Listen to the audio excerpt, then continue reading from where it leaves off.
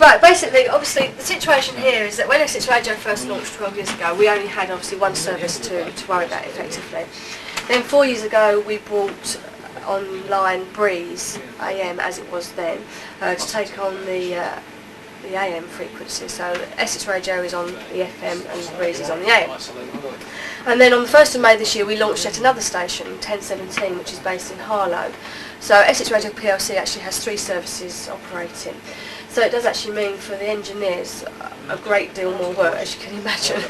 They've now got 3 stations to worry about, and they have to be responsible for all the equipment, all the studios. So if anything goes down, if anything, it's not working quite right, it has to come in here and be sorted. The same with when we launched 1017. Glenn and Vince and a lot of the others were actually over there for a long time, actually building the studios, actually creating the studios. So much work goes into the actual on-air side of things that we just never ever see, obviously. Also, if we do outside broadcasts, we've got our own outside broadcast vehicle, which is a big lorry that has a stage that comes out, so we can actually do road shows. That will go out quite a lot of times through the summer, and we have to do site checks to enable us to make sure that obviously we can actually get a signal back. Okay. So again, it comes down to the engineers have to go out, site check to make sure everything's correct. And on the day of the OB, they have to get the truck out, a lot of setting up to be done. So it's really, very, very.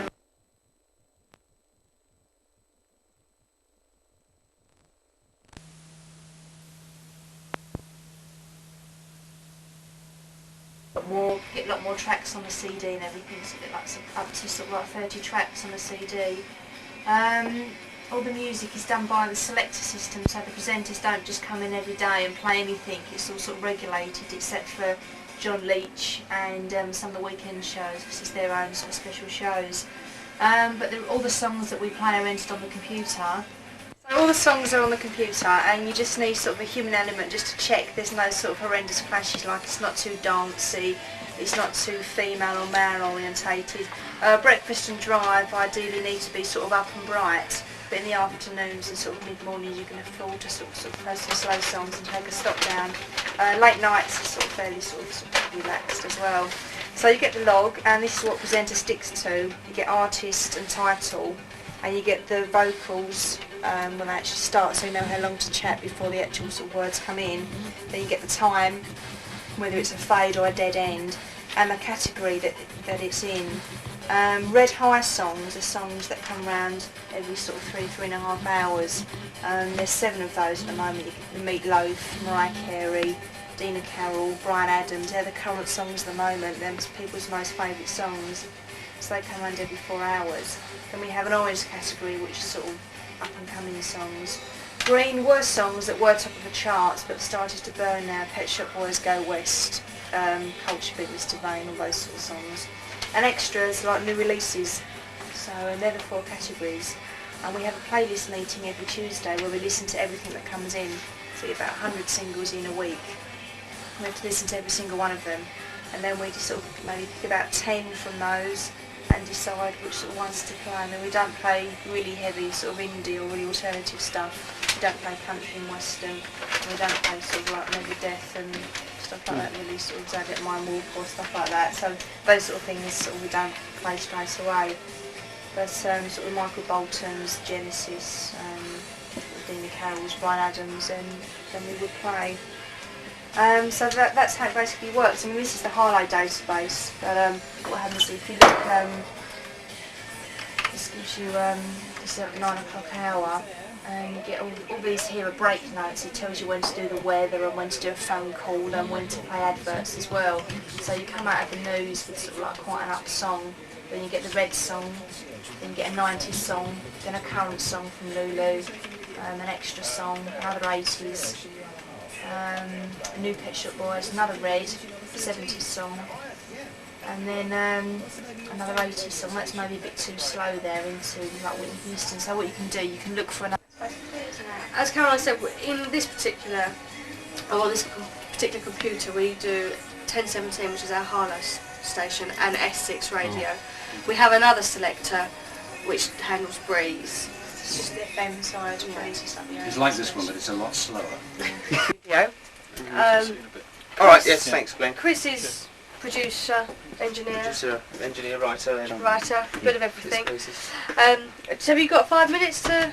Got a couple of minutes, yeah. Go on then, Yes, couple of go on. minutes if you've got a couple of minutes. Basically, Creative Team Studios, the production arm of Essex Radio, and what it's essentially here for is just to make radio commercials and on-air programming bits and pieces.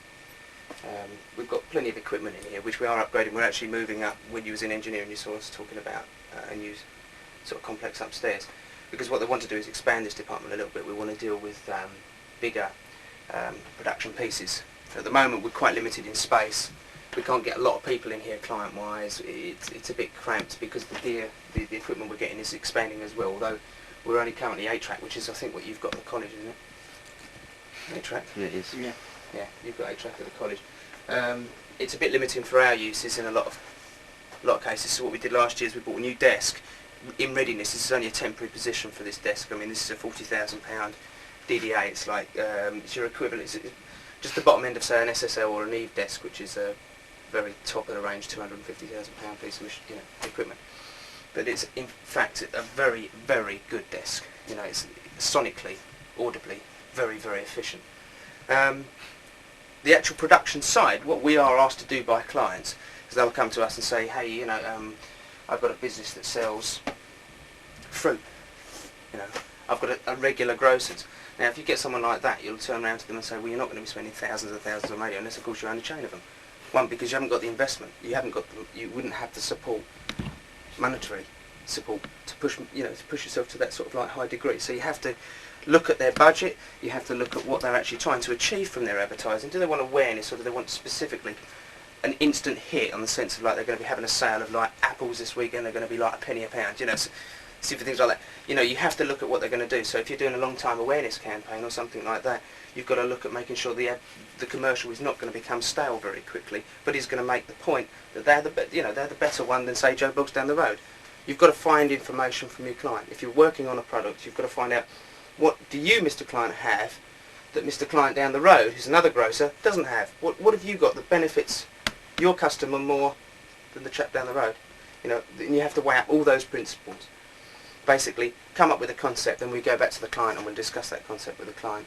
The client will either say, love the idea, or say, don't like it, Then we've got to try and say to him, well, in our experience, we feel that this will work better for you than many other things will. Your suggestion, although you like it, the client himself likes his idea, is it right for his business? And we have to try and advise, because obviously we don't want him to do something that's not going to work for him. You tend to find anything you'll do from an ad point for any customer will create a response. You will get a response. People will go into their shop. It's very, very rare that there's a negative response from anything we do. But if you actually aim it correctly with that client and put it in the right text and make sure that we've got their campaign correct, if we get their campaign absolutely on the button, they'll have a 100 times better response. So you'll never get a negative response as such. Well, in 99.9% of the cases you won't get a negative response. But to make it actually aware, our job is to make sure that we fully pull out all the stops to make their campaign the best they can do for the money they're spending. And obviously, when you're buying airtime, the problem with clients is they look and say, well, I'm spending £10,000 in airtime. I don't want to pay for any production, I don't think I should have to pay for it, and stuff like that. The fact is they might be paying £10,000 for production, but what are they buying? They're buying an allocated piece of air. That's what they're buying, a piece of air. So what do you fill it up with? A piece of rubbish? You fill it up with a piece of rubbish, what do you get? Nothing, you've just wasted 10 grand. 10 grand. So what you have to do is, you have to say to the client, well, hang on, Mr. Client, you've bought this amount of airtime, huge amount of airtime. If you're gonna fill that up, those little segments, each little block has got to be filled with something that makes sense to you. Got to be filled with something that makes sense to the customer, something that will benefit your clientele, yourself. That's how it works. That's basically how it works. Then once we've done all that, that's the sell, not the seller side. That is the actual initial side of it.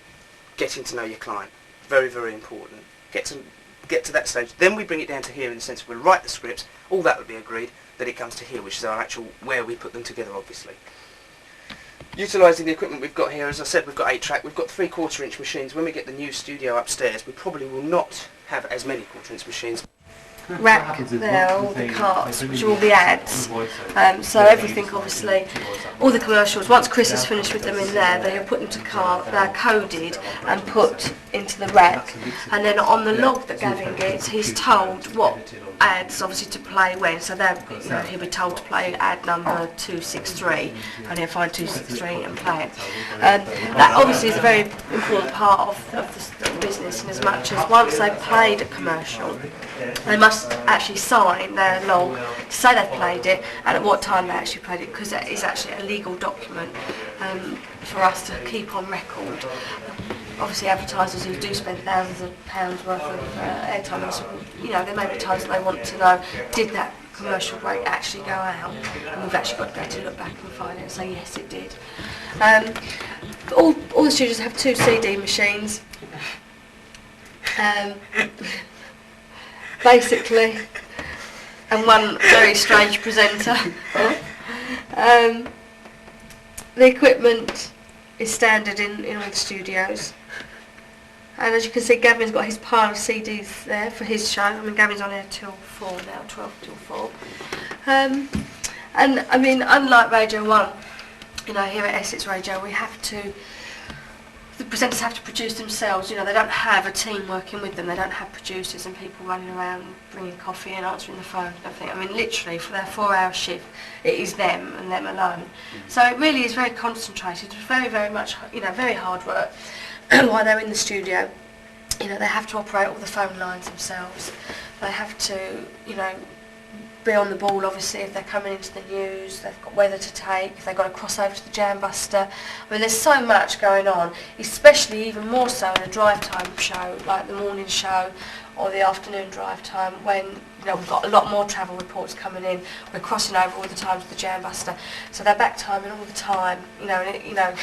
Just can't lose your concentration. And that's why, we don't let people into the studios very, very often, because, this is bad enough, really, I feel, for the presenters. We are a distraction, if you like.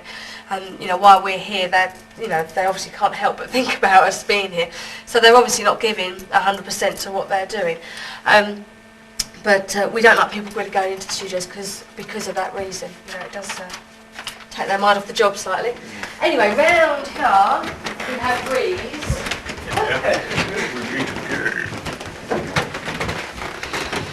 Right, this is the Breeze studio. If I move down here, you can all move down a bit more. Then you can see the front of the desk a little better from in this studio.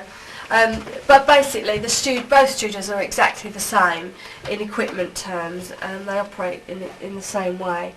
The commercials are played in exactly the same way. The phone systems, everything. But obviously, Breeze is aimed at a different market to Essex. Okay. So this is, if you like, a typical. We can go, on air in the studio. So we use this studio as a backup, really, because if anything ever happened to Studio 1 or Studio 2, we'd have to bring the presenter in here to broadcast. Fortunately, that doesn't happen very often.